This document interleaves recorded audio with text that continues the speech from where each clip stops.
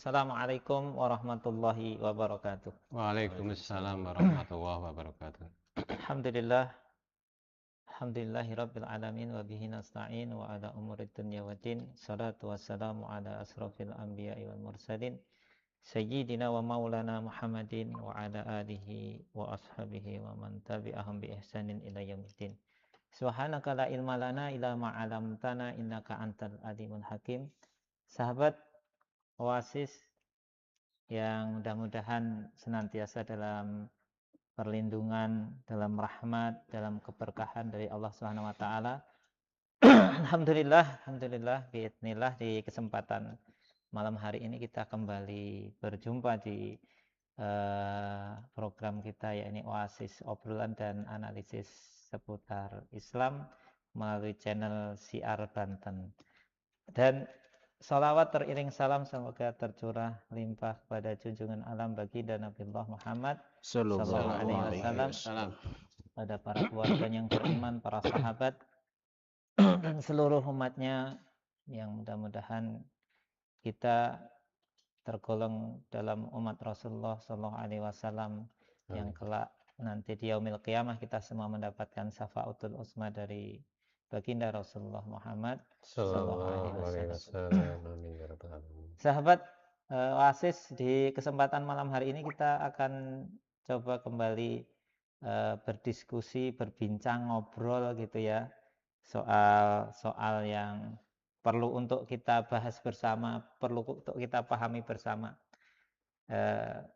Dan kesempatan malam hari ini insya Allah kita akan mencoba membahas tentang sebuah tema yang kalau saya analogikan ketika mendengar berita ini, saya itu kayak ada petir di siang bolong. Kaget juga gitu ya, kok bisa gitu.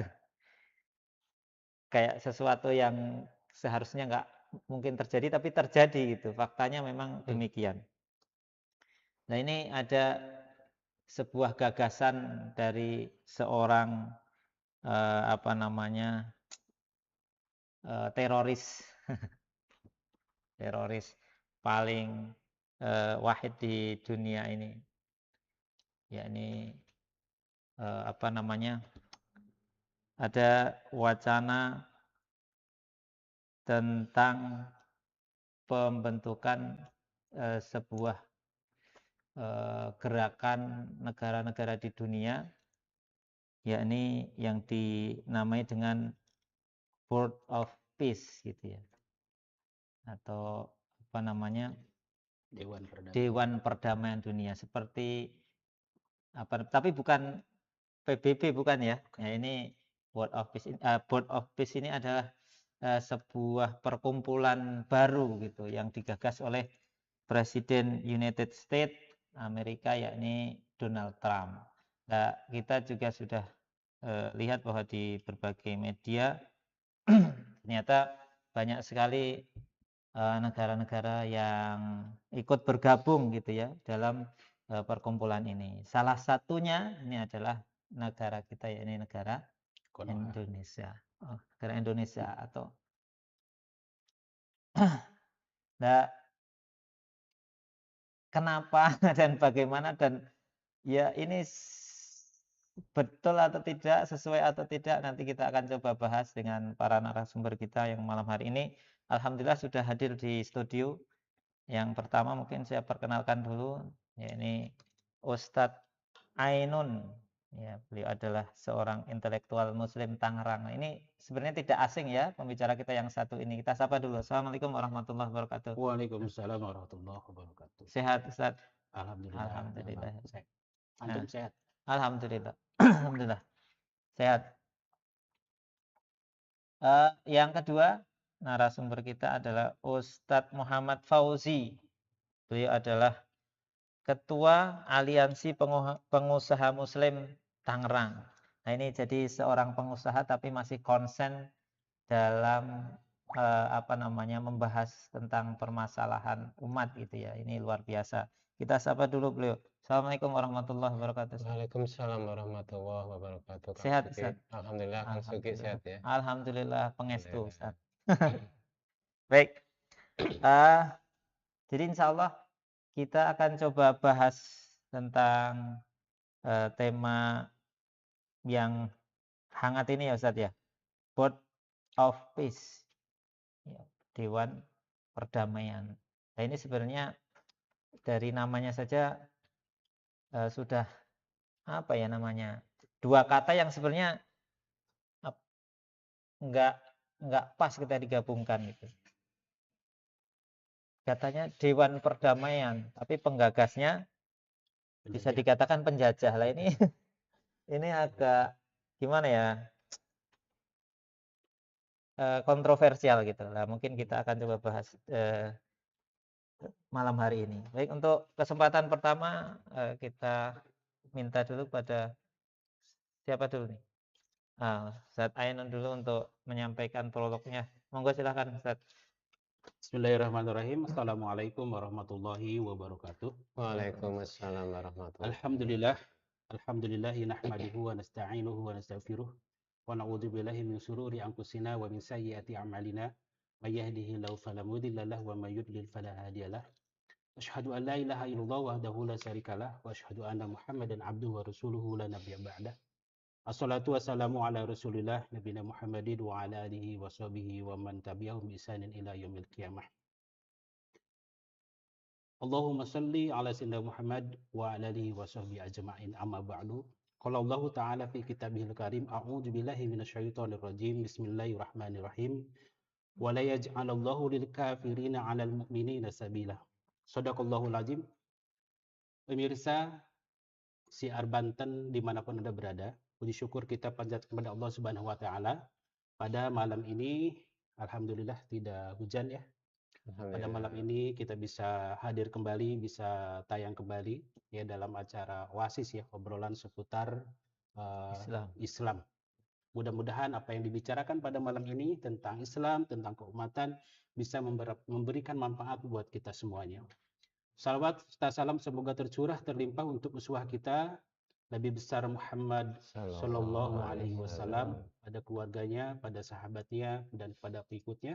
Dan mudah-mudahan kita semuanya sebagai umatnya akan mendapatkan syafaat beliau. Amin ya Allah ya Rabbal Alamin. Seperti yang disampaikan oleh Ustaz Sugi sebagai host pada malam ini. Pada malam ini kita membicarakan sebuah isu yang sangat panas, ya, walaupun musim hujan tapi sangat membuat panas hati. Kenapa ini terjadi? Kenapa ini kita bisa rasakan? Padahal yang sedang kita bicarakan istilahnya perdamaian katanya kan gitu. Kok bisa bikin panas hati kan begitu ya? Jadi baru-baru ini kita ramaikan di media sosial atau di media elektronik dan sebagainya disampaikan bahwa Amerika sebagai otak ya yang katanya menginginkan sebuah rekonstruksi atau apa istilahnya perdamaian atau membangun kembali Gaza yang sudah dihancurkan gitu ya, maka dia itu mengundang 60 negara-negara. Nah, ini 60 negara itu negara pilihan katanya. Makanya kalau yang udah diundang oleh Donald Trump tadi, presidennya Amerika, dia ngerasa bangga karena tidak semuanya dipilih. Wah, Indonesia bangga nggak? Bangga kan begitu. Nah, ada 29 yang telah bergabung ya, salah satunya Indonesia, dan ternyata itu termasuk dari 7 negara muslim terbesar. Ada Arab Saudi, ada Bahrain, ada Pakistan, ada Qatar, ada Uni Emirat Arab begitu kan, dan lain-lain sebagainya. Banyak negara-negara yang minoritas muslim juga banyak yang ikut. Tapi yang patut kita sesali, banyak yang mayoritas muslim ternyata menggabungkan diri. Padahal ada beberapa negara yang justru menolak mentah-mentah. Ya, menolak mentah-mentah, seperti ada Prancis gitu. Jadi ini informasi yang saya dapat kemarin ya. Ada Prancis, ada Jerman, ada kemudian ada Spanyol begitu kan. Rusia mungkin pikir-pikir gitu kan. Ada juga yang undangannya nggak jadi, dicabut seperti Kanada. Nah, ini Indonesia adalah satu negara yang bangga ya, bangga diundang begitu kan. Bangga bahkan dengan senang hati rela membayar sekitar $1 miliar Nah, karena 1 miliar dolar dibandingkan dengan rupiahnya di berapa? 11T. 16,9 Iya, 17T lebih kurang. triliun gitu. Luar biasa. Ini untuk tahun pertama dan gagasannya itu yang setelah direncanakan gitu ya, itu 3 tahun. Ada waktu yang terbatas. Ini untuk tahap awal begitu kan. Nah, tentu ini perlu kita kritisi. Apakah ini sebuah kebaikan buat kaum muslimin? Apakah ini sebuah kebaikan, kebaikan khususnya bagi Gaza? Begitu kan? Kan ini hal-hal yang kalau kita bicarakan di Indonesia, orang bilang, wajar ini Konoha, sesuatu yang aneh bisa terjadi di Indonesia. Dia kayak gitu kok bisa jadi pejabat ya gitu ya.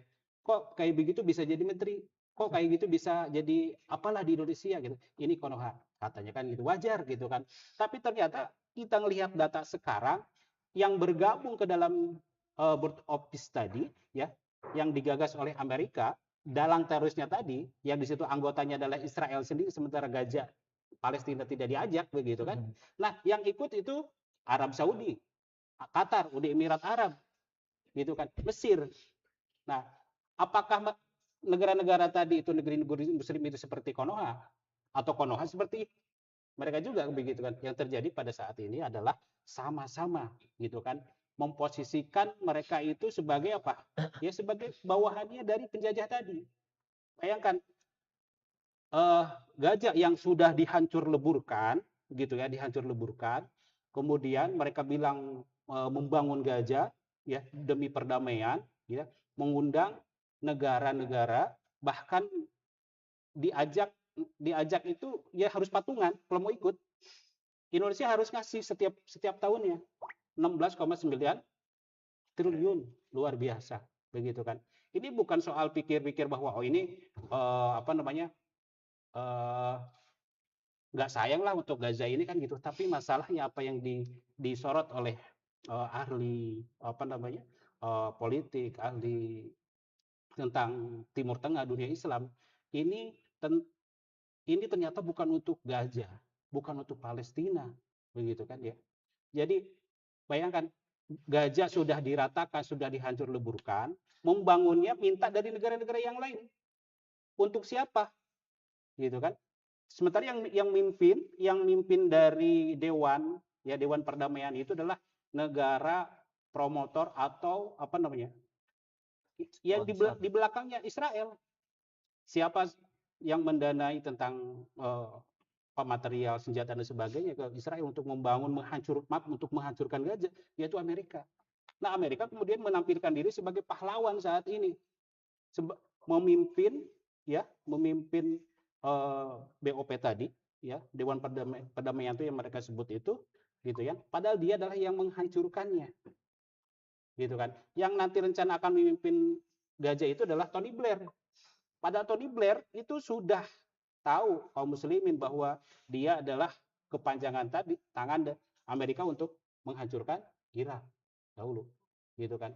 Maka ini seharusnya bagi kaum muslimin, begitu kan, ini tidak tergabung dalam BOP tadi. Semua udah tahu bahwa yang menghancurkan Gaza adalah Israel. Israel dia mendapatkan senjata, pasokan material dan sebagainya untuk menghancurkan Gaza itu adalah dari Amerika Serikat. Maka ketika saat ini Amerika ngomong membangun kembali Gaza, tapi uangnya, dananya minta patungan dari negeri kaum muslimin, tentu ini adalah sebuah kebohongan. Yang ada adalah legalisasi terhadap apa yang dilakukan oleh Israel. Israel dimasukkan ke dalam kelompok Dewan Perdamaian, sementara Palestina yang menjadi korban tidak diajak. Orang yang kafir yang tidak ikut bergabung dalam BOP tadi, ada Prancis, Jerman, Spanyol, alasannya apa nggak ikut? Karena Palestina tidak diajak. Nah, apakah kemudian mereka yang kafir masih berpikir waras, sementara banyak kaum muslimin negeri kaum muslimin, gitu kan, yang akidahnya sama, sholatnya sama, gitu kan, bahkan sekarang akan berpuasa bareng di bulan Ramadan, tapi justru dia menggabungkan diri dengan penjajah dalam BOP tadi. Nah, BOP tadi, walaupun ini sebuah perkumpulan perdamaian dunia untuk Gaza, gitu ya, itu didukung memang oleh PBB, diperbolehkan, artinya kan itu kan. Tapi dalam BOP tadi semua tergantung Amerika, semua tergantung Donald Trump. Yang undang Donald Trump, siapa yang diundang terserah dia. Perannya ketika masuk ke dalam BOP juga terserah Amerika. Begitu. Kalau terserah Amerika, apa yang diinginkan, apa yang diharapkan oleh negeri-negeri kaum muslimin ketika masuk ke situ? Apakah ini sebuah kebaikan? Nah, Allah Subhanahu wa taala Allah Subhanahu wa taala berfirman dalam surah An-Nisa ya, ayat 141. A'udzubillahi minasyaitonir rajim wa la yaj'alallahu lil kafirina 'alal mu'minina sabila. Allah sekali-kali tidak akan pernah memberikan jalan bagi kafir untuk menguasai kaum muslimin. Nah, Allah itu menjamin. Tapi jaminan Allah itu ditentukan oleh Allah kepada siapa? Ini tanda tanya. Ternyata kepada kaum muslimin yang tidak menyerahkan sendiri lehernya kepada orang kafir itu. Begitu kan? Ada kalau kita buka tafsir baik dari Imam Al-Qurtubi atau Imam Asy-Syaukani bahwa dalam penjelasan surah An-Nisa ayat 141 itu dijelaskan kurang lebihnya begini, bahwa di situ ada jaminan Allah ya dalam surah An-Nisa ayat 141. Ayat ini bermakna bahwa jika kaum muslimin benar-benar beriman, berpegang teguh pada syariat dan bersatu, Allah menjamin bagi orang kafir tidak akan memiliki jalan atau alat atau jalan apapun untuk menindas dan menguasai kaum muslimin. Ya. Kemudian di situ juga dalam surah tadi ada syarat. Kalau ingin tidak dikuasai oleh orang kafir, maka kaum muslimin harus memenuhi syarat. Ya, yang pertama loyalitas. Ya, haram kaum muslimin memberikan loyalitas ya kepada orang kafir, mencari pelindung. Jadi dia ingin tidak dijajah, dia tidak ingin dikuasai oleh orang kafir, tapi justru menggabungkan diri bersama orang kafir, kan aneh tuh. Kan gitu ya. Nah, kemudian di sini juga dalam surah An-Nisa ayat 41 juga tergambar salah satu tanda keadilan Allah. Ya. Ayat ini menegaskan bahwa orang-orang beriman jauh lebih baik dan lebih mulia di sisi Allah, sehingga tidak seharusnya dikuasai oleh mereka yang tidak beriman. Nah, cuman kembali, apa kaum muslimin saat ini sadar bahwa dia itu mulia? Banyak yang nggak pede sekarang. Dia muslim, dia beragama Islam, tapi nggak pede bahwa dia adalah dimenangkan oleh Allah. Dia dipuji oleh Allah Subhanahu wa taala sebagai orang yang beruntung. Tapi justru dia merendahkan diri di ketiak para orang-orang kafir, penjajah dan sebagainya. Dan dengan bangganya dia mengatakan ini untuk perdamaian gajah, ini perdamaian dunia.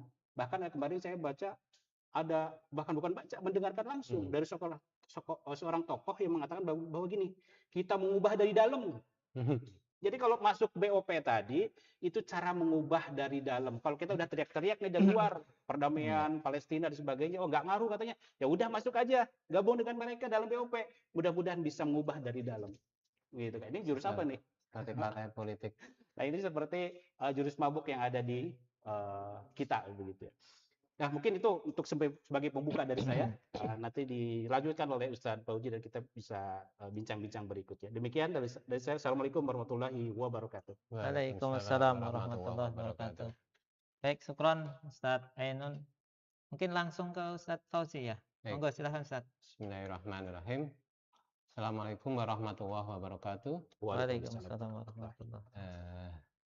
Terima kasih kepada Kang Sugi yang selaku moderator kita, juga kepada Ustadz Ainun yang telah membuka perbincangan kita tadi di awal ya. Kami sedikit mengutip ya, kalau tadi Ustadz Ainun juga mengutip ayat Al-Quran, saya juga mencoba mengutip sebagai pembuka perbincangan kita ini ya. A'udzubillahi minasyaitonirrajim. Bismillahirrahmanirrahim. Wa idza qila lahum fil ardi qalu inna nahnu muslihun. Ala innahum humul mufsiduna walakin la yashkurun. Ya. Ketika dikatakan oleh Allah, janganlah kalian berbuat kerusakan di muka bumi ini, mereka menyangkal kepada Allah bahwa sesungguhnya yang kami perbuat ini untuk kebaikan bumi. Ya. Ini kayaknya ayat ini sekalipun tidak untuk menegur pemimpin-pemimpin muslim ya, tetapi kayaknya relasinya ada di situ ya. Tadi sudah diulas ya tentang posisi negeri-negeri kaum muslimin ya di dalam Dewan Perdamaian ini.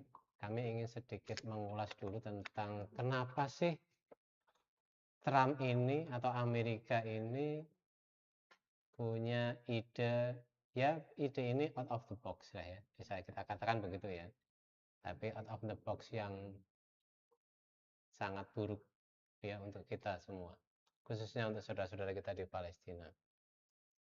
Kalau kita lihat rekam jejak Trump atau Amerika pada umumnya ya, yang terjadi baru-baru ini lah ya, yang masih baru-baru beliau menjabat lah ya, itu pertama yang baru kemarin ada penculikan presiden negara yang berdaulat, ya kan? Bayangkan ya, ini negara loh ya, negara punya presiden, presidennya main diciduk begitu saja dan tidak ada yang berani protes negara yang lain. Terus di mana PBB? Itu presidennya Venezuela itu dari Indonesia. Oh iya, orang Madura ya. Maduro. Ya, jadi hati-hati untuk yang dekat Madura itu ya, Surabaya ya. Area-area Surabaya ini hati-hati sebentar lagi. Iya. Kemudian ya, sekarang Trump mengincar Greenland, ya kan? Negara milik provinsi milik sekutunya sendiri, ya kan? Mau coba untuk dicaplok dengan berbagai cara. Kalau nggak mau secara damai, akan mengerahkan militer. Ya. Selain itu, dia juga mengancam Iran ya. Sekarang 2 kapal induknya sudah mulai merapat di Teluk Arab, ya kan? Yaitu USS Nimitz kalau nggak salah, sama USS nama presiden Amerika itu USS Ronald Reagan mungkin ya. Itu 2 kapal induk itu sudah merapat mendekati Iran, khususnya di Teluk Arab ya, seperti itu. Kemudian bagaimana juga Amerika bertindak sewenang-wenang terhadap sekutu-sekutunya sendiri, ya kan? Yang di Eropa, yang Kanada, ya.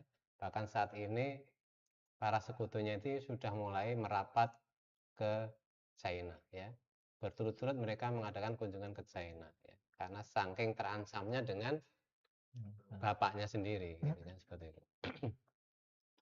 Nah, fenomena Trump ini ingin menunjukkan ya, Amerika ini saat ini kan sebenarnya sudah ada puncaknya dan dia sudah mulai turun kondisinya. Andalan Amerika satu-satunya itu hanya tinggal dolar saja. Dia tinggal nyetak dolar, nyetak dolar, nyetak dolar terus saja ya. Itu kekuatannya hanya tinggal itu Amerika sebenarnya ya. Dari segi industri dia sudah tidak ada.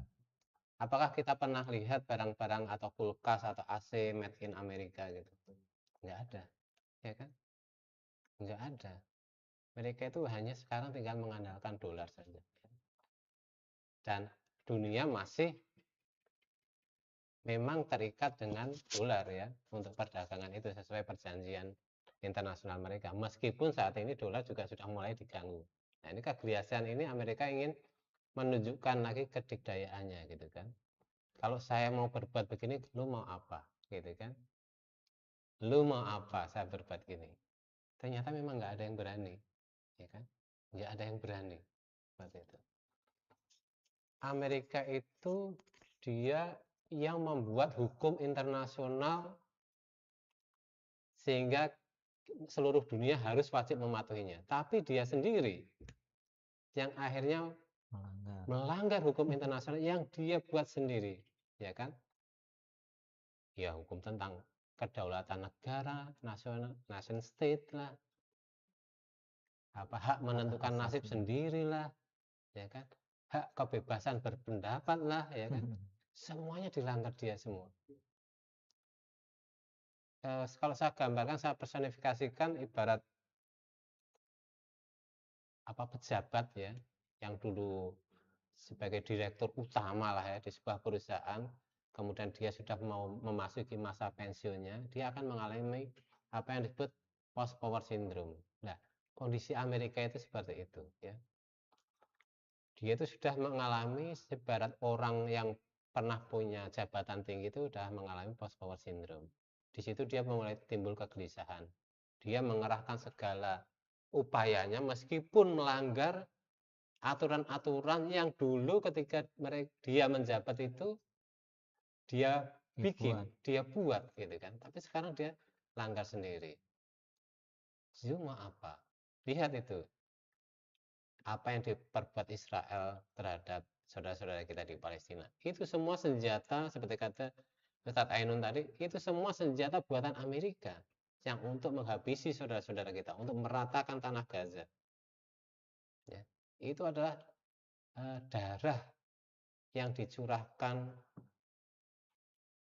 oleh Amerika kepada saudara-saudara kita. Ya. Semua ada di tangan Amerika. Dan dia itulah teroris sebenarnya. Ya. Cuma tidak ada yang berani melawan. Nah, bergabungnya negara-negara yang dipimpin oleh kaum muslimin, negeri-negeri Islam itu, ke dalam Board of Peace tadi, ya, itu sebenarnya menunjukkan kelemahan dari negeri-negeri kaum muslimin. Ya. Mereka tidak punya bargaining position. Arab Saudi yang kaya, ya dia kaya saja. Dia tidak memiliki kekuatan militer, tidak mandiri secara militer, ya kan? Dia tidak punya kemandirian secara energi, karena energi mereka, minyak mereka dipegang oleh Amerika juga. Dia juga tidak punya kemandirian pangan, ya kan? Seperti Indonesia juga sama begitu. Ya akui sajalah ya. Saya juga sangat kecewa ya, seperti yang dirasakan oleh Ustadz Ainun ya. Apa ya? Ya berpikir normal lah ya. Kita nggak butuh saat ini ya untuk untuk bicara masalah pemimpin yang cerdas. Kayaknya kita belum nyampe di situ ya. Cukup pemimpin yang berpikiran normal sajalah sebagaimana manusia. Lah masa negara yang dijajah, negara yang dihancurkan oleh penjajahnya, kemudian kita bergabung dengan organisasi yang dibentuk oleh penjajahnya dalam rangka menciptakan perdamaian di negeri yang dihancurkannya tadi. Kemudian pakai pidato lagi di PBB, ya. Saya melihat itu, ya, pidato Presiden Prabowo itu di PBB, bahwa kita harus menjamin keamanan Israel. Saya kaget di situ ketika beliau itu pidato. Ini jauh sebelum Board of Peace dibentuk gitu. Saya kaget itu ketika nggak salah ini. Dalam hati saya kayaknya masih pendingan yang dulu, yang nggak karuan itu. Ternyata ini lebih nggak karuan lagi. Sampai terucap begitu. Nah, ini negara yang ngerampok, kemudian oke, kamu jangan ngerampok, nanti keamanan kamu saya jamin. Nah terus yang dirampok itu keamanannya siapa yang menjamin gitu loh. Kan pertanyaan gitu, itu kan pikiran orang normal harusnya begitu ya. Itu kayak kasus kemarin Jambret itu hampir mirip tuh ya. Oh iya sama, iya. Kasusnya begitu kurang lebih ya nalarnya ya. Kok malah dilindungi penjamretnya Iya, gitu. malah yang minta ganti rugi penjamretnya. Iya sama. Jadi saya nggak habis pikir ya. Ini memang semuanya sepertinya sudah tidak normal semua deh. Cara berpikirnya udah nggak normal semua deh. Ya, ya mungkin itu saya menyorot itu di satu sisi ya, dari sisi Amerika yang sudah mengalami post power syndrome, tapi justru kita ini malah memperkuat posisinya dia yang sudah mau jatuh itu.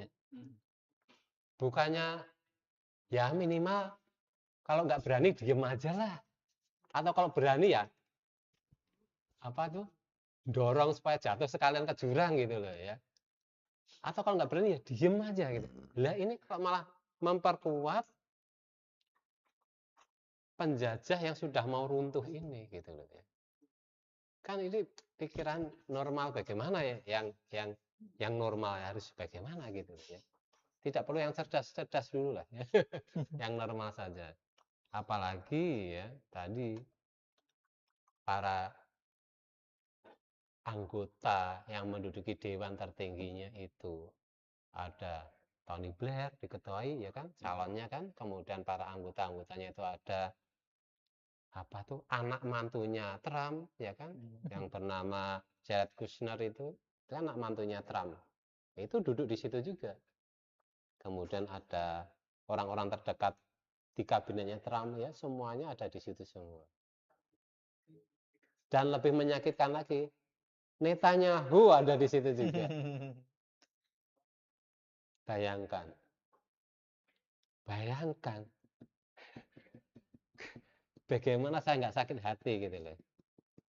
Kita ini secara nggak langsung lihat saja ya, dalam 5 atau 10 tahun ini kita nanti akan membuka hubungan diplomatik dengan Israel nih. Ya. Tapi pasti omongan saya akan dikatakan jangan suudzon. Biasanya begitu. Ini harusnya berhati-hati, dan di mana peran partai-partai Islam yang ada di parlemen ini? Bagaimana sikap mereka terhadap Israel dan terhadap saudara kita di Palestina? Saya belum pernah mendengar pernyataan mereka. Partai Islam yang ada di parlemen, ya. Apakah mereka tidak menasihati presiden kita? Ya. Saya pribadi, saya berlepas tangan ya. Saya tidak ridho. Semoga ini menjadi saksi buat untuk Allah di yaumil akhir nanti ya. Bahwa saya tidak ridho tentang hal ini. Mungkin itu pembukaan dari saya. Ya, cukup pemimpin yang punya nalar normal ya, nggak harus cerdas. Karena memang ya kita melihatnya ini apa nama amazing gitu ya. Di luar Nurul memang nggak kepikiran, kita saja sebagai orang awam itu nggak kepikiran hal seperti ini bisa diambil gitu. Tapi Ustaz, kalau kita kan belum paham motifnya ya, kira-kira tadi Ustaz sebutkan salah satunya kemungkinan berani atau tidak berani gitu kan ya. Nah, apakah memang ada unsur apa namanya paksaan gitu ya? Misalkan negara-negara yang diundang itu, jadi ada semacam apa ya, intimidasi atau apa kepada mereka kan. Kalau sampai nggak mau ikut, nanti ada konsekuensi yang harus didapat begitu ya. Karena saya lihat seharusnya tadi kalau punya nalar normal, kayaknya nggak mungkin itu diambil gitu. Nah ini apa mungkin ada apa namanya, ada faktor seperti itu, Ustaz? Ustaz Fauzi dulu ngelanjutin materinya. Bisa jadi seperti itu ya.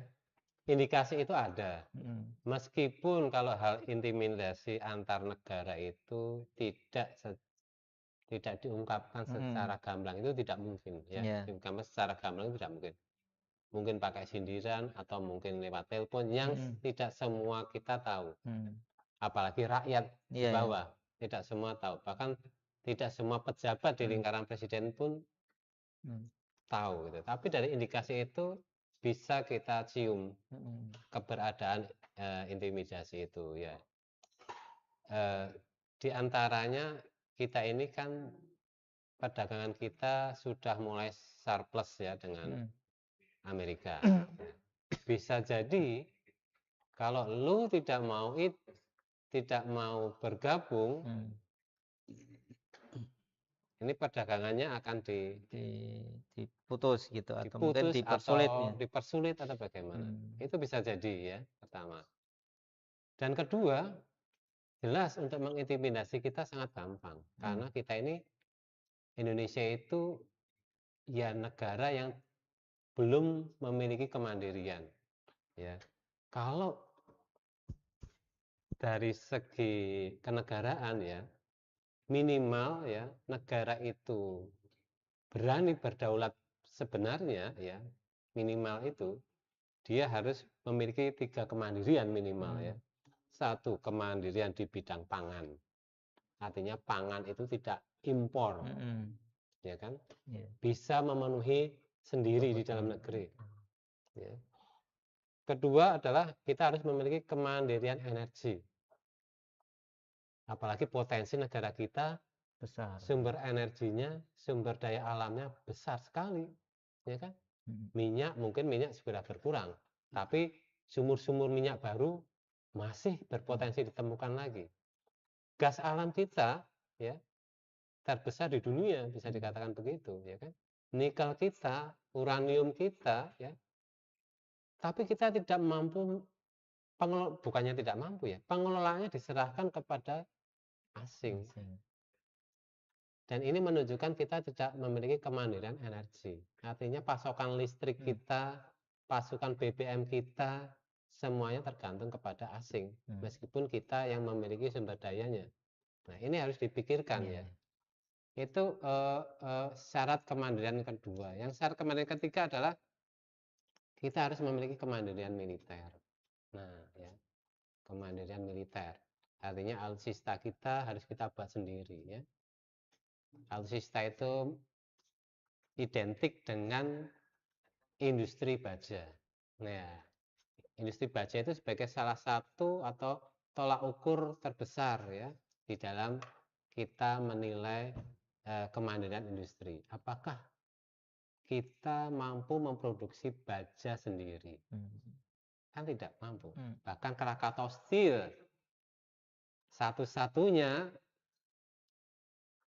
industri baja kita ya, yang milik negara itu kan sudah diswastanisasi, dijual di zamannya Pak SBY, ya kan? Tidak punya lagi. Kita sangat lemah dari segi kemandirian kedaulatan negara yang kalau saya syaratkan harus 3 kemandirian itu kita sudah sangat lemah. Artinya kita secara kedaulatan pun tidak ada hubungan dagang umpamanya dengan Amerika saja, kita itu sudah tidak mandiri, ya.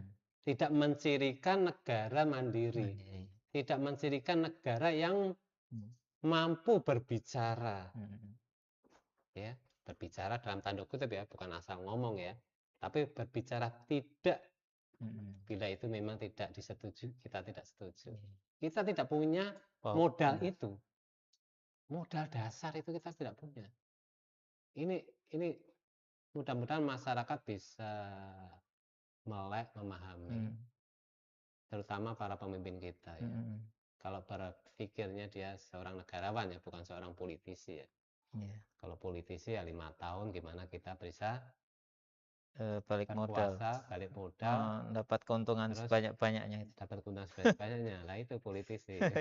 Kalau negarawan tentunya harus memikirkan kedaulatan negara itu yang minimal 3 kemandirian itu harus dipenuhi. Belum lagi nanti kalau yang lebih ideal lagi kita harus memiliki faktor sumber daya manusia yang ideologis. Nah, ini salah satu ya kalau bisa dikatakan poin yang keempat lah ya. Ya ini untuk masyarakat yang cerdas lah ya. Kalau yang normal-normal itu 3 itu saja. Ya. Tapi kalau untuk pemimpin yang cerdas harus memikirkan SDM-nya. Ya. Bagaimana memiliki SDM yang ideologis. Ya. Contohnya seperti Iran itu. Ya. Seperti itu ya. Ya. Mungkin itu dari saya Ya. tentang apakah ada indikasi kita itu diintimidasi Intimidasi gitu ya. seperti itu. Karena mungkin kita lihat peristiwa sebelumnya kan ya, Ya. tadi Ustadz juga sebutkan adanya penculikan kepala negara Venezuela. Apa itu mungkin juga bentuk pengkondisian gitu, pengkondisian Iya, betul. situasi kemudian Betul. ya agar Ya. negara-negara yang nanti akan Nah, diajak untuk BOP ini ya betul. mereka Ya, mikir loh. itu warning itu Iya ya. warning. Itu Jangan macam-macam ya, gitu. itu kalimat tidak langsung gitu Iya. ya. Ya kalau bahasa antar negara itu Iya. bahasanya seperti itu, bahasa tidak langsung ya. Iya. Ini. Jangan macam-macam bisa Lu mau gue madurokan atau tidak? Iya, Seperti itu. Baik. Baik Ustadz, syukron. Nah ini terus kalau kita lihat fenomena ini kan ya, walaupun tadi sebenarnya udah di luar nurul ini ya, nggak masuk logika itu, kayak lagu juga. Ya. Nah, melihat fenomena ini kita sebagai seorang Muslim dilihat dari sudut pandang Islam karena kita kan bicara obrolan kita kan berdasarkan sudut pandang Islam. Ya. Kalau menurut Ustadz Ainun gimana ini peristiwa seperti ini? Kembali ke tema berarti ya, Ya. yang kita bicarakan pada malam ini adalah tentang BOP, tentang masalah Gaza Palestina. Nah ini ada catatan kritis ya, jadi catatan kritis yang kita akan bicarakan pada malam ini bahwa untuk BOP ini ya, Board of Peace ini, jadi yang pertama ya Dewan Perdamaian untuk Gaza itu ya, itu sejatinya hakikatnya adalah merampas hak Gaza, gitu ya. Jadi pembentukan Dewan Eksekutif Gaza itu orang luar, bahkan dimotori penjajah, gitu kan, pilihan penjajah. Tapi yang modalin kita, bareng-bareng kaum muslimin, begitu kan. Nah, catatan kritis yang kedua, ini BOP ini dengan syarat untuk membangun itu semua. Salah satunya juga melucuti senjata Hamas yang di sana, karena yang di Gaza itu yang paling besar pengaruhnya untuk melawan Israel adalah Hamas. Nah itu harus melucuti senjatanya, jangan berperang lagi dengan Israel. Tapi Gitu kan? Israelnya tidak. Nah, kemudian padahal Allah Subhanahu wa taala ya memerintahkan untuk melawan siapa yang menzalimi. Bahkan dalam sebuah hadis dikatakan yang melawan penjajah ya, baik karena dia membela harta, agama, begitu kehormatan, dikatakan sebagai kalau matinya mati syahid. Nah, ini penting ya kita sampaikan bahwa apa yang dilakukan oleh kaum muslimin ya di Gaza melawan Israel itu bukan merusak perdamaian. Kan sekarang ini disampaikan begitu. Kalau ingin damai, turunkan senjata. Jadi dikatakan bahwa Hamas dan kaum muslimin yang masih mau berperang, yang masih melawan Israel dikatakan merusak perdamaian. Ini sebuah hal yang keliru. Padahal posisinya Israel adalah penjajah, didukung oleh Israel, begitu kan? Bahkan ironisnya dibantu oleh negeri-negeri Timur Tengah di sana, begitu kan? Karena tidak mungkin senjata yang banyak itu langsung datang ke Israel, harus melewati Turki, Arab Saudi dan sebagainya kan begitu. Nah, kaum muslimin termasuk Hamas yang melawan Israel ketika mati itu matinya mati syahid. Dikatakan begini dalam sebuah hadis, man qatala duna malihi fahuwa syahid ya, wa man qatala duna ahlihi au duna dinihi au duna dimihi fahuwa syahid ya. Siapa saja yang terbunuh karena membela hartanya, maka dia syahid. Siapa saja yang terbunuh karena membela keluarganya atau membela darahnya atau membela agamanya, maka dia syahid. Itu dijelaskan oleh Rasulullah dalam hadis At-Tirmizi, begitu kan. Jadi ini kalau ada bahkan memang ini bukan cuma orang biasa saja, tapi kepala-kepala negara, gitu ya, yang ada di Timur Tengah, negeri-negeri kaum muslimin menyalahkan Hamas yang mengalahkan, yang melawan Israel. Hamas dikatakan sebagai, bahkan sekarang dikatakan teroris, gitu, karena melawan Melawan penjajah, ya, ironis begitu. Nah, catatan kritis berikutnya adalah bahwa BOP ini tetap mempertahankan eksistensi Israel. Gitu. Bicara perdamaian, tapi penjajahnya justru yang ngatur daerah yang dijajah. Jadi kan gini, Israel menghancur leburkan Gaza dibantu Amerika kan gitu kan, seperti tempat utamanya begitu kan. Membangunnya dia bilang demi perdamaian gitu kan. Tapi tetap yang mengatur itu semuanya adalah mereka penjajah itu sendiri begitu. Jadi ini BOP ini bukan asli perdamaian. Itu namanya dibungkus dengan kata-kata indah memang lah begitu kan. Perdamaian seperti ada istilah hak asasi manusia, cuma itu istilah-istilah sesat yang dibungkus untuk menipu kaum muslimin. Sayangnya orang yang tertipu itu justru bangga tertipunya begitu. Saya yakinlah orang-orang yang mungkin rakyat biasa juga aneh melihat kondisi seperti ini. Pejabat, sekolah, gitu kan, kuliah, gitu, tahu tentang strategi perang ribuan tahun dia pelajari katanya begitu. Tapi masalah begini aja kok nggak paham. Nah ini kan berarti dia sebenarnya bangga ditipu, ya, bangga ditipu, bangga diundang bergabung gitu kan ya. Wah keren nih kalau nggak gabung nggak gaul kan gitu kan, nggak gaul, nggak kayak Endorgrand, nggak kayak siapa lagi itu MBS kan begitu kan, nggak kayak ACC begitu. Jadi wah ini sejarah nih Indonesia bergabung dalam BOP. Kita berubah dari dalam. Nah itu. Kemudian catatan kritis yang berikutnya tentang BOP ini adalah keterlibatan para pemimpin Muslim dalam BOP merupakan pengkhianatan terhadap Palestina. Gitu kan. Kadang saya pikir gini, apakah kaum muslimin ya rakyat Indonesia ketika dahulu dijajah oleh negara apa? Belanda, Jepang, kemudian Portugis. Jepang. Kenapa dari dulu nggak ada tuh terpikirkan ya terpikirkan bahwa wah ini untuk perdamaian dijamin keamanan penjajah, keamanan Belanda, keamanan kemudian keamanan apa? Keamanan Jepang begitu kan. Kemudian daripada ribut-ribut bagi dua aja negara begitu kan ya untuk perdamaian begitu. Dan itu dulu nggak ada yang terpikir seperti itu. Kalau zaman sekarang itu dianggap solusi. Pikiran yang konyol dianggap solusi dan itu bangga gitu disampaikan di depan. Nah, masyarakat tidak sedikit juga yang bangga. Karena dahulu memang ada tuh digambarkan bahwa ada pemimpin yang nggak bisa ngomong bahasa Inggris. Ya, terbata-bata begitu. Kita muncul pemimpin yang bisa ngomong bahasa Inggris, keren banget, luar biasa ngomongnya, tapi dia tidak ngerti apa yang disampaikan. Padahal isinya adalah mengkhianati kaum muslimin Palestina begitu kan, keren nih ngomong bahasa Inggris di depan petinggi-petinggi negara begitu kan, padahal isinya adalah mengkhianati Palestina itu sendiri. Nah apa yang harus dilakukan oleh kaum muslimin? Nah, kaum muslimin itu kan kita sering bilang bahwa saat ini yang terjajah adalah Palestina khususnya, tapi yang sebenarnya yang terjajah banyak juga kaum muslimin yang lainnya begitu kan. Banyak juga kaum muslimin yang terjajah itu menandakan bahwa sebenarnya yang lemah itu bukan cuma Gaza Palestina, tapi yang saat ini bergabung dengan BOP yang diketuai oleh Donald Trump itu juga sebenarnya memposisikan sebagai negara yang sedang dijajah, karena diatur-atur, begitu kan. Kamu harus gabung, kamu bayar kan begitu. Oh bangga, takut kayak Presiden Venezuela, takut nanti cukainya dinaikkan kan begitu. Karena itu sudah disampaikan oleh Ustaz. Maka kaum muslimin harus ya kalau melihat bahwa Israel kuat, melihat bahwa Amerika kuat, bisa ngapa-ngapain, terserah dia kan begitu ya. Nah, maka kaum muslimin juga harus kuat. Nah, kekuatan kaum muslimin nggak mungkin kalau kemudian ya kita bahwa Indonesia, Malaysia begitu kan, atau ada Mesir, ada nggak bisa seperti itu. Maka kaum muslimin itu harus bersatu.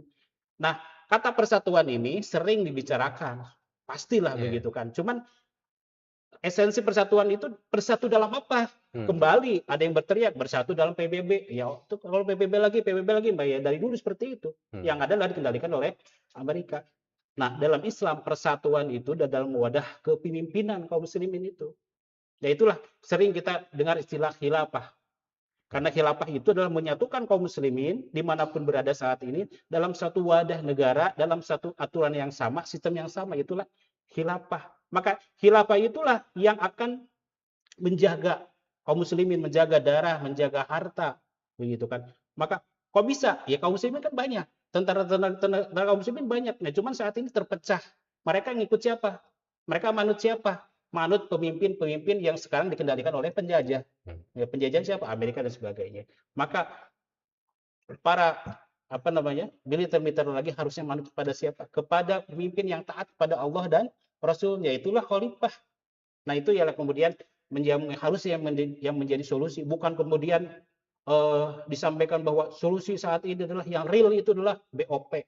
Itu Masya Allah. Kemarin saya dengar langsung dari ulama itu kan, begitu. Nah kalau seperti itu, ya nggak ada ujungnya. Dari dulu juga seperti itu.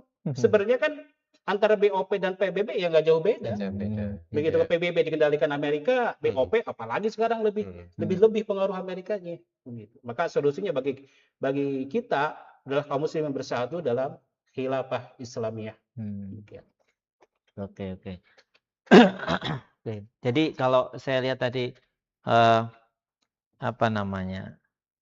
sesungguhnya ini yang terjajah itu bukan Gaza ya, justru Gaza itu yang merdeka hari ini. Karena Gaza itu berani menentukan pendiriannya begitu ya. Nah, sedangkan banyakkan negeri-negeri yang katanya hebat, katanya kuat, justru tidak bisa tidak bisa mempunyai pendirian terhadap apa yang seharusnya mereka lakukan gitu ya. Gitu. Jadi kalau alibi bahwa ini adalah sebuah strategi gitu ya. Mungkin kan sebagian orang berpikir begitu tuh. Amerika nih buat makar strategi seperti ini, buat ini, tujuannya sih ini, memang dia licik gitu. Tapi kemudian kita masuk, kita juga buat strategi gitu. Saya sebenarnya melihat alibi seperti itu lucu gitu. Terus sebenarnya power kita di sana itu apa gitu. Kita mau merubah Amerika. Jadi terkenal di dunia, gaul, diketawakan oleh orang-orang di dunia. Saya beberapa kali juga diskusi gitu dengan beberapa kawan gitu ya. Ada yang punya persepsi seperti itu. Padahal jelas ya. Tadi di dalam Islam pun hal ini merupakan sebuah bentuk pengkhianatan ya kepada saudara kita umat Islam.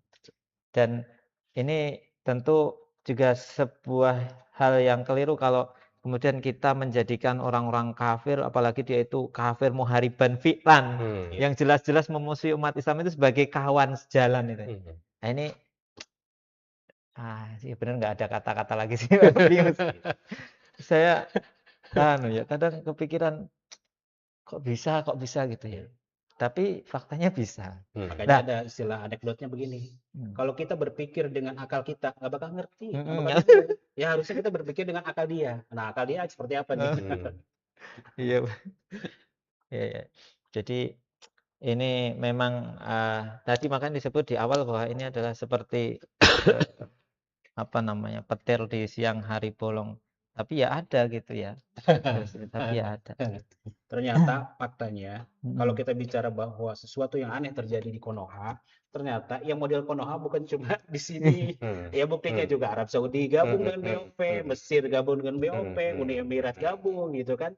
Bahrain gabung, Pakistan juga gabung. Nah inilah ternyata Konoha itu banyak dan menandakan bahwa negeri kaum muslimin bukan cuma di Gaza yang sedang dijajah, tapi seluruh kaum muslimin sedang dijajah.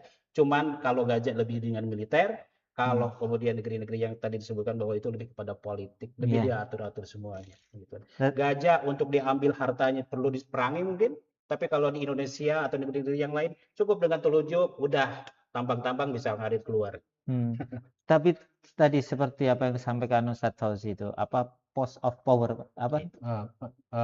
power syndrome, power syndrome ya, jadi post power syndrome memang sudah menjelang keruntuhannya begitu ya, seperti tadi jadi kayak orang mau pensiun.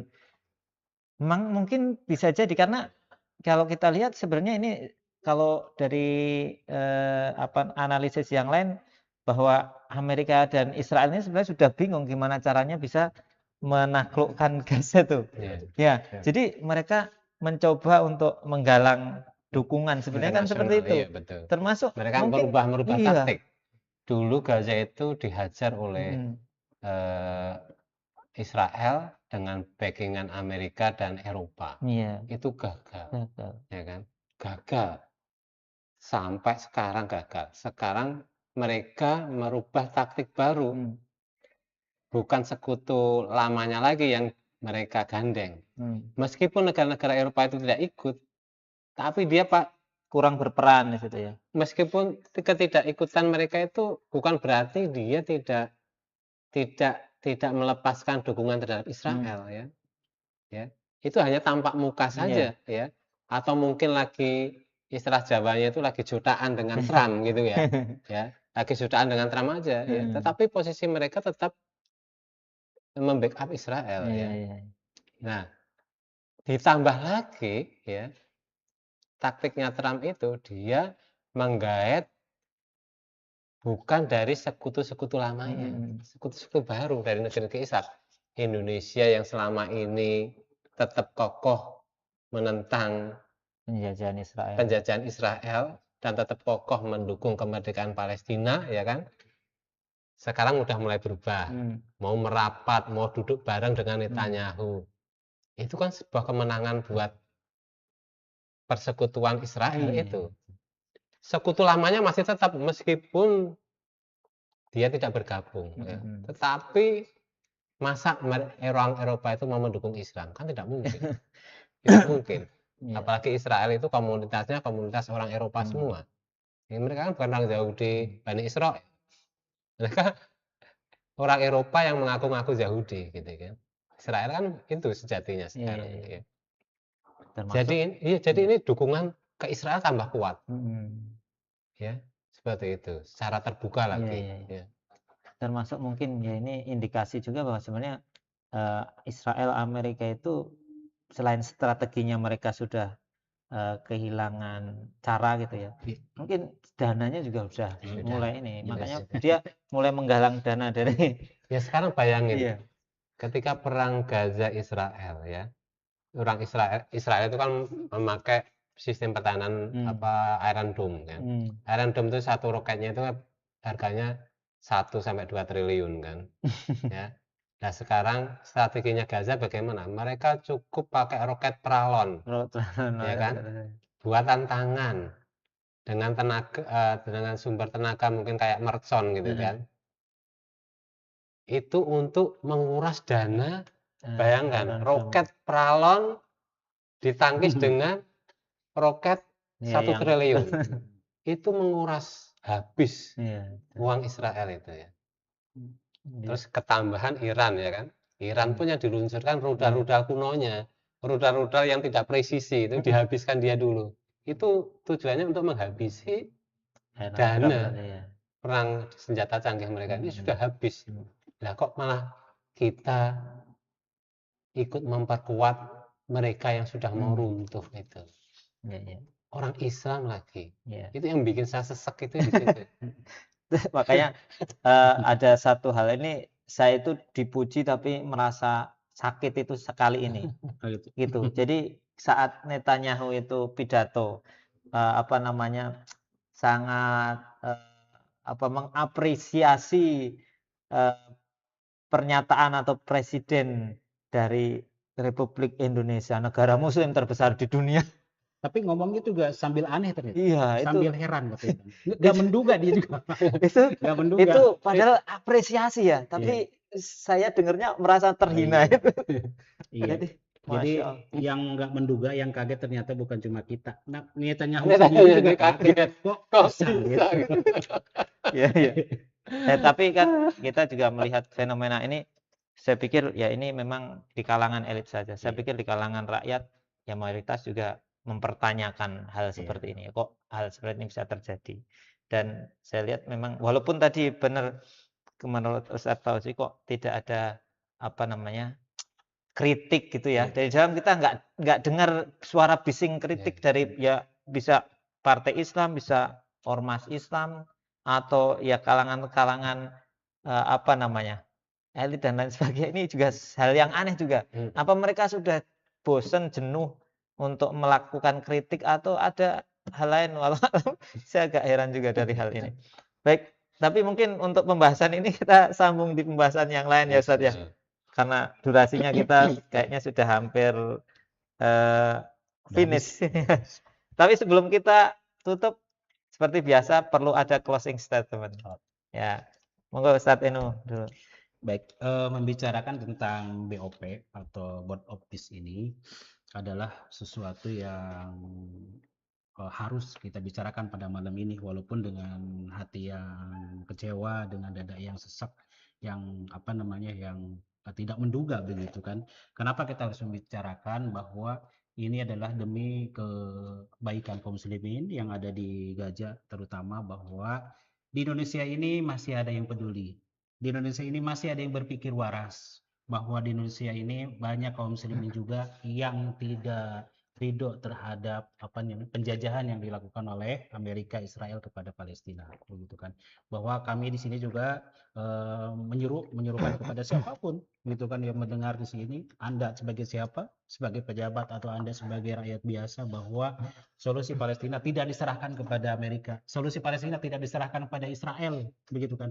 Tapi solusi Palestina itu ada di tangan kaum muslimin, yaitu kita semuanya. Maka marilah tetap bersuara, begitu ya, bahwa walaupun mungkin suara kita tidak mampu menghancurkan Israel, tapi Allah melihat suara kita bahwa kita peduli, bukan orang yang diam. Mudah-mudahan itu sebagai kafarat, Allah mengampuni dosa kita karena kita lemah. Demikian. Baik. Mungkin langsung saja Ustaz Haji. Untuk closing statement dari saya ya terkait dengan Palestina ini, bahwa perubahan manusia itu dari keterpurukan, dari posisi yang rendah ke posisi yang mulia itu harus diawali dengan perubahan pemikirannya, yaitu untuk apa kita hidup di dunia ini, ya kan?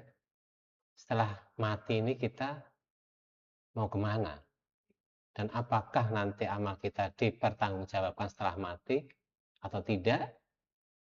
Tentu kita sebagai orang Islam meyakini itu, bahwa setiap langkah kita itu akan dihisab, dipertanggungjawabkan. Dan ini harus berubah dari pemikiran kita, ya. Terkait dengan Palestina, ya, bahwa kita seharusnya, ya, kaum muslimin ini konsisten atau istiqomah dengan pemikiran bahwa memang faktanya juga demikian, Palestina itu adalah negeri yang dijajah, ya, oleh entitas Zionis Yahudi yang sekarang sudah mengganti Palestina dengan negara Israel. Jadi seharusnya kaum muslimin tetap istiqomah dengan pemikiran bahwa Palestina itu adalah negeri yang dijajah, ya. Bagaimana menyelesaikannya? Ya mengusir penjajahnya, bukan malah menyerahkan perdamaian kepada penjajah. Jadi solusinya ya harus mengusir penjajah. Saat ini bagaimana? Ya saat ini kita belum berhasil. Tapi tidak merubah bahwa Palestina itu negeri yang masih dijajah. Artinya sebagaimana kita Indonesia dulu. Kita dulu katanya dijajah 350 tahun ya oleh Belanda. Ya selama itulah kita harus berjuang hingga kita merdeka menjadi negara Indonesia. Demikian pula Palestina. Rakyat Palestina harus berjuang sampai mereka bisa mengusir penjajahnya. Dan negara-negara di luar Palestina, khususnya negeri-negeri Islam, harusnya mendukung posisi Palestina sebagai negeri terjajah untuk dibantu dimerdekakan, begitu. Itu harusnya kita istiqomah dengan pemikiran itu, bukan malah kita berdamai secara tidak langsung maupun langsung melegitimasi penjajahan atas Palestina. Demikian closing statement dari saya. Baik, syukron jazakumullah khairan kepada Ustadz Ainun. Ustadz Fauzi sudah berkenan berbagi ilmu dengan kita di malam hari ini. Mudah-mudahan panjenengan semua senantiasa diberikan keberkahan usia dan keberkahan ilmu, dan mudah-mudahan bisa terus membersamai kita dalam forum-forum yang lain. Insyaallah. Baik, sahabat Oasis, demikian tadi perbincangan kita. Sangat sulit untuk diungkapkan dengan kata-kata. Karena memang ya faktanya itu terjadi, tapi kita tetap harus terus melihat ini sebagai sesuatu yang harus kita pahami dengan benar dan kemudian kita berupaya untuk memperbaiki itu semua. Terus dukung program Oasis dan juga dukung channel kita Syiar Banten dengan cara like, komen, subscribe dan juga share ya yang seluas-luasnya. Mudah-mudahan menjadi amal kebaikan. Baik, kita tutup perjumpaan kita di malam hari ini dengan sama-sama membaca hamdalah, istighfar dan kifaratul majlis. Alhamdulillahirabbil alamin. Astaghfirullahaladzim. Subhanakallahumma bihamdika asyhadu an la ilaha illa anta astaghfiruka wa atubu ilaik. Assalamualaikum warahmatullahi wabarakatuh. Waalaikumsalam warahmatullahi wabarakatuh.